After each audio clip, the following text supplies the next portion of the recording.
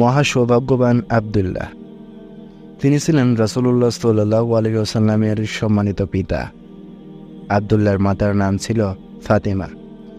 তিনি ছিলেন আমর বিন আয়েব বিন ইমরান মাখজুম বিন ইয়াকজা বিন মুররাহর কন্যা। আব্দুল মুত্তালিবের সন্তানদের মধ্যে আবদুল্লাহ ছিলেন সবচেয়ে সুন্দর এবং সর্বোত্তম চরিত্রের অধিকারী। তিনি ছিলেন পিতার অত্যন্ত প্রিয় পাত্র। তার উপাধি ছিল জবিহ। তাকে জবিহ বলার কারণ হলো আব্দুল মুত্তালিবের প্রার্থিত পুত্র সংখ্যা যখন 10 জন হলো এবং তারা সকলেই আত্মরক্ষা করার যোগ্যতা অর্জন করলেন, তখন আব্দুল মুত্তালিব তাদেরকে নিজ মানত সম্পর্কে অবহিত করেন। তাদের পক্ষ থেকে একজনকে আল্লাহর নামে উৎসর্গ করার ব্যাপারে তারা সকলেই উক্ত প্রস্তাবে স্বীকৃতি জ্ঞাপন করেন। এরপর আব্দুল মুত্তালিব ভাগ্য নির্ণায়ক তীরের ওপর তাদের সকলের নাম লিখলেন এবং হবল মূর্তির সবায়েত বা তদারককারীগণের নিকট তা সমর্পণ করেন। সেবায়েতগণ তীরগুলোকে তাদের নির্ধারিত পন্থায় চক্রাকারে ফেরানোর পর নির্বাচন গুটিকা বা লটারির গুটি বের করেন। লটারিতে আবদুল্লাহর নাম ওঠে। আব্দুল মুত্তালিব আবদুল্লাহর হাত ধরে তাকে নিয়ে যায় কাবা ঘরের নিকট। তার হাতে ছিল জবেহ কার্যে নানা গোষ্ঠীর লোকজন। আবদুল্লাহর ভাই আবু তালিব এ ব্যাপারে তাকে বাধা প্রদান করেন। নিজের মানত পূরণে বাধাপ্রাপ্ত হয়ে আব্দুল মুত্তালিব বললেন, তাহলে মানতের ব্যাপারে তার করণীয় কার্য কি হতে পারে?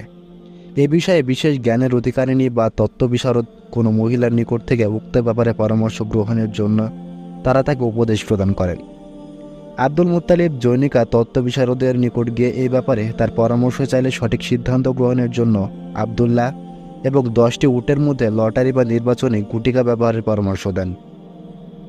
নির্বাচনী গুটিকায় যদি আবদুল্লাহর নাম উঠে যায়, তাহলে 10টি উটের সাথে আরও 10টি উট যোগ করে নির্বাচনী গুটিকা ব্যবহার করতে হবে।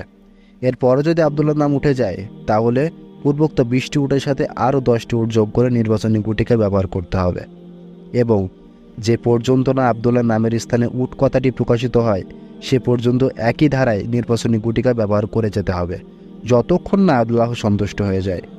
তারপর উটের যে সংখ্যা নির্বাচনী গুটিকা ব্যবহার করা হবে, সেই সংখ্যক উট আল্লাহর নামে উৎসর্গ করতে হবে। সেখান থেকে ফিরে আসার পর আব্দুল মুত্তালিব আবদুল্লাহ এবং 10টি উটের মধ্যে নির্বাচনী গুটিকা ব্যবহার করেন, কিন্তু এতে আবদুল্লাহর নামই প্রকাশিত হয়। তত্ত্ববিশারদের নির্দেশ মোতাবেক দ্বিতীয় দফায় উটের সংখ্যা আরও 10 বৃদ্ধি করে তিনি নির্বাচনী গুটিকা ব্যবহার করেন, কিন্তু এতেও আবদুল্লাহর নামে উঠে যায়। সুতরাং পরবর্তী প্রত্যেক দফায় 10টি করে উটের সংখ্যা বৃদ্ধি করে তিনি নির্বাচনী গুটিকা ব্যবহার করে যেতে থাকেন। এভাবে চলতে চলতে যখন 100 উট এবং আবদুল্লাহর নাম নির্বাচনী গুটিকায় ব্যবহার করা হয়, তখন উট কথাটি প্রকাশিত হয়। এ প্রেক্ষিতে আব্দুল মুত্তালিব আবদুল্লাহর পরিবর্তে 100টি উট আল্লাহর নামে উৎসর্গ করেন।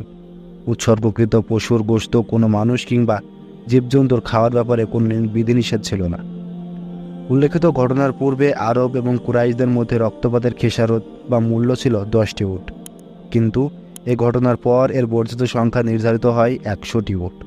ইসলামও উক্ত সংখ্যাকে স্থায়ীভাবে প্রতিষ্ঠিত করেছে। রাসূল সাল্লাল্লাহু আলাইহি ওয়াসাল্লাম হতে বর্ণিত হয়েছে, তিনি বলেছেন, আমি 2 জবিহর সন্তান, একজন ইসমাইল আলাইহিস সালাম এবং অন্যজন হচ্ছে আমার পিতা আবদুল্লাহ। আব্দুল মুত্তালিব নিজ সন্তান আবদুল্লাহর বিয়ের জন্য আমিনাকে মনোনীত করেন। তিনি ছিলেন ওয়াহাব বিন আবদে মানাব বিন জোহরা বিন কিলাবের কন্যা। বংশ পরম্পরা এবং মর্যাদার দিক দিয়ে তাকে কুরাইশ গোত্রের মধ্যে উন্নত মানের মহিলা হিসেবে গণ্য করা হতো। তার পিতা ছিলেন বিখ্যাত বনু জোহরাব গোত্রপতি। বিয়ের পর আমিনা মক্কায় স্বামীর গৃহে আগমন করেন এবং স্বামীর সাথে বসবাস করতে থাকেন, কিন্তু অল্পদিন পরেই আব্দুল মুত্তালিব ব্যবসা উপলক্ষে খেজুর আনার উদ্দেশ্যে আবদুল্লাহকে মদিনা প্রেরণ করেন। তিনি সেখানেই ইন্তেকাল করেন। কোনো কোনো ইতিহাসবিদ বলেন, ব্যবসার উদ্দেশ্যে আবদুল্লাহ শাম দেশে গমন করেছিলেন। এক কুরাইশ কাফেলার সাথে মক্কায় ফিরে আসার পথে তিনি অসুস্থ হয়ে পড়েন ও মদিনায় অবস্থান গ্রহণ করেন। সে অসুস্থতার কারণেই মদিনায় তিনি ইন্তেকাল করেন। নাবেগা জাদির বাড়িতে তার কাফন দাফনের ব্যবস্থা করা হয়। সেই সময় তার বয়স হয়েছিল মাত্র 25 বছর। অধিকাংশ ইতিহাসবিদদের অভিমত হচ্ছে পিতার মৃত্যুর আগে রাসূলুল্লাহ সাল্লাল্লাহু আলাইহি ওয়াসাল্লাম জন্মগ্রহণ করেননি, আর অল্প সংখ্যক ঐতিহাসিকের অভিমত হচ্ছে পিতার মৃত্যুর 2 মাস পূর্বেই তিনি জন্মগ্রহণ করেছিলেন। আবদুল্লাহর মৃত্যু সংবাদ যখন মক্কায় পৌঁছালো, তখন বিবি আমিনা মর্মস্পর্শী ভাষায় একটি শোকগাথা আবৃত্তি করেছিলেন। শোকগাথাটি হচ্ছে, বাথার জামিন হাসিমের সুপুত্রকে হারালো। সে চিৎকার ও গোলমালের মধ্যে দিয়ে সমাধিতে সুখ স্বপ্নে পরিতৃপ্ত হয়ে গেল। মৃত্যু তাকে এমন ডাক দিল যে মৃত্যু মানুষের মধ্যে ইবনে হাসিমের মতো কোনো ব্যক্তিকে ছাড়েনি। কতই দুঃখজনক ছিল যখন সন্ধ্যায় লোকেরা তাকে মৃতের খাটিয়ায় উঠিয়ে নিয়ে যাচ্ছিল। যদিও মৃত্যু একটি যন্ত্রণা যা তার অস্তিত্বকে শেষ করেছে, তবুও তার উন্নততর চারিত্রিক বৈশিষ্ট্যসমূহকে মুছে ফেলতে পারবে না। তিনি ছিলেন বড়ই দয়াবান এবং কোমল হৃদয়ের অধিকারী।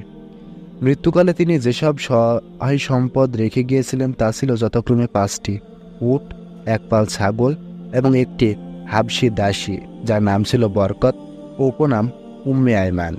এই উম্মে আইমানই শিশুকালে রাসূলুল্লাহ সাল্লাল্লাহু আলাইহি ওয়াসাল্লামকে দুধ পান করিয়েছিলেন।